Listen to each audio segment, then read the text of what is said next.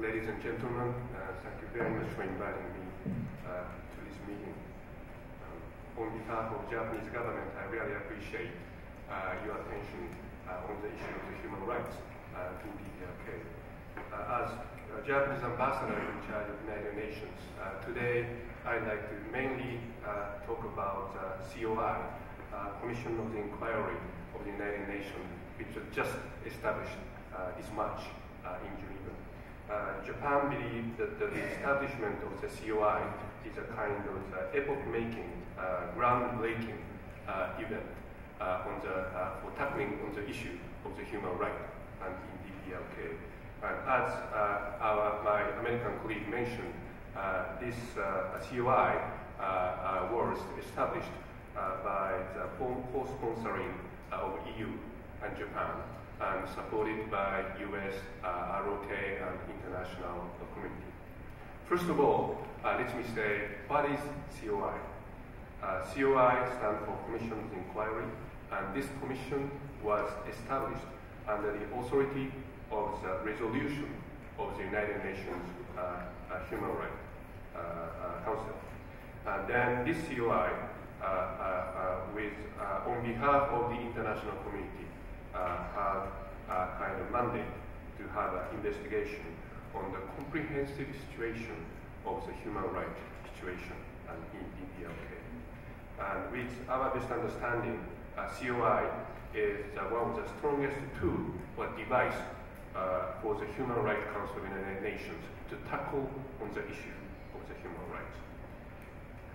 Three members of the committee were already assigned by the chairman of the council, including Mr. Maruzuki, special rapporteur on the situation of the human rights in the DPRK. Active period mandate of the commission is for 1 year.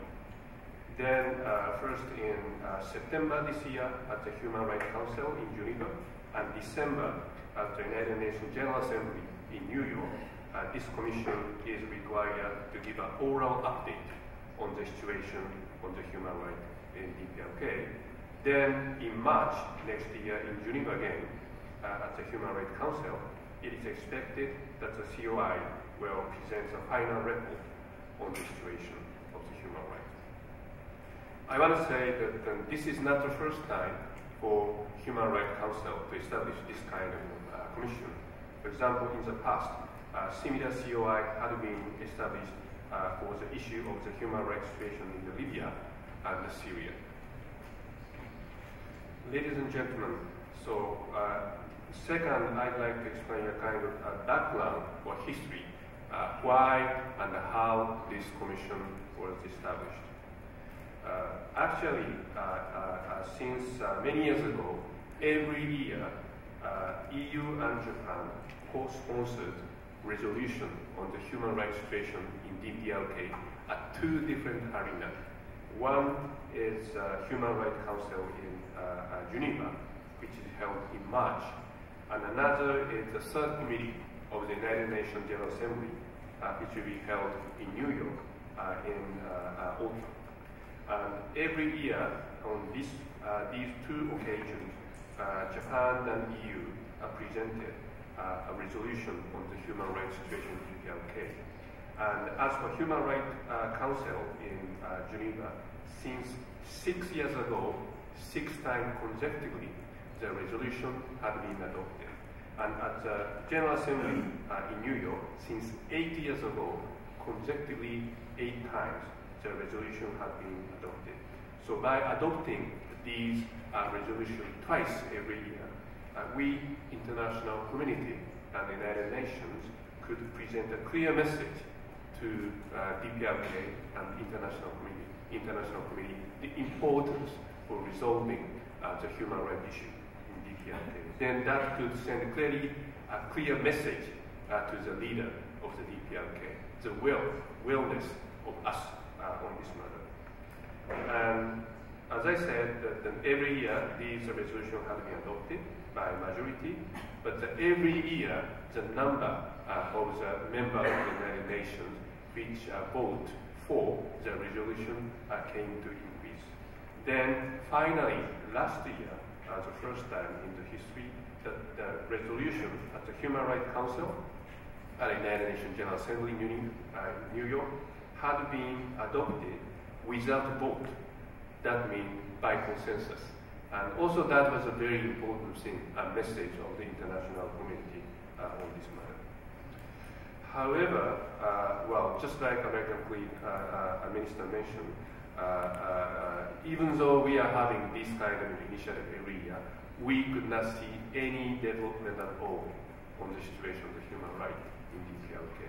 So that's why we had decided to establish more stronger mechanism, not only the resolution and not only the special rapporteur, Mr. Mazuki. Okay, why not having a COI, Commission of Inquiry? And when we have a COI, we have more budget to be used for the inquiry, and we have more staff to help and support the committee for having investigation. So having the commission COI, not only the work, it has a budget and the personnel, and with those we hope that we could have more comprehensive investigation on the situation of the human rights in that country. As time is constrained, maybe I should be very brief. The meaning of the establishment of the COI this time. 3 points. First of all, as I said, this is a new initiative agreed and presented by all the international community, United Nations, UN, member government countries, and civil society, and actually many NGOs and NPO supported the establishment of this COI. Second is that this COI is expected to have a very, the comprehensive investigation on the situation with their expertise. And third of all, I want to say that in the past, COI had been established, as I said, in the case of Libya or Syria, Cote d'Ivoire, and so on. But in those cases, most of the time, when human rights situation had been seriously aggravated in a specific period, the COI had been established, for example, for Libya. But as for DPRK, the deterioration of the human rights situation is continuing since many years ago. So in this regard, this COI on DPRK is quite unique and having a different mission compared with the COI which had been established for other countries. Last of all, before that, we really expect that the COI to have a fulfill the mission, and I think maybe the most important points are two things.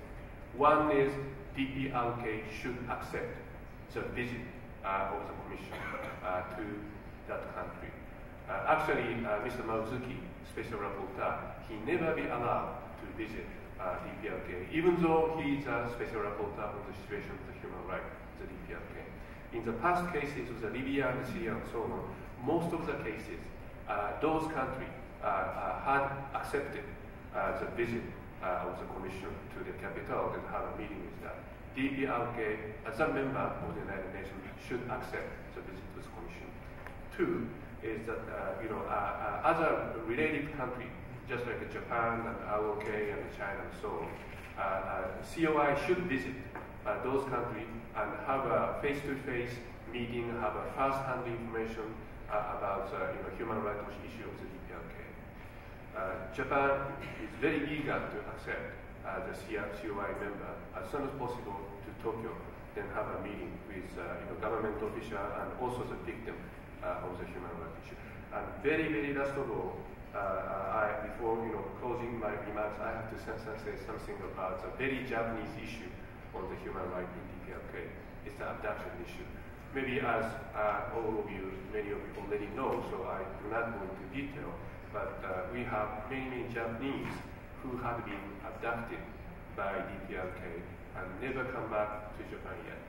And many sad, serious case. For example, a very famous case. Her name is Megumi Yokota. She was 13 years old when she was abducted in the west coast of Japan and kidnapped to DPRK. It is more than 30 or 40 years ago. We believe that she's alive. but she never come back to Japan. And her parents are only 70 or 80 years old. Only their hope is to hug their daughter before they pass away. And this abduction issue is not only Japanese issue. For example, we understand that DPLK had abducted other nationality, of course, Korea, but also the people of the Thai, Romania, and Lebanon.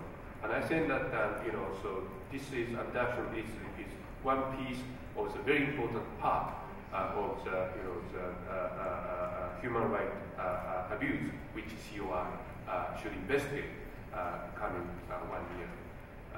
We hope that on the COI issue for the smooth operation of the investigation of the COI, we all the member country of the United Nations, but civil society, NGO, and academia should cooperate to get the food in one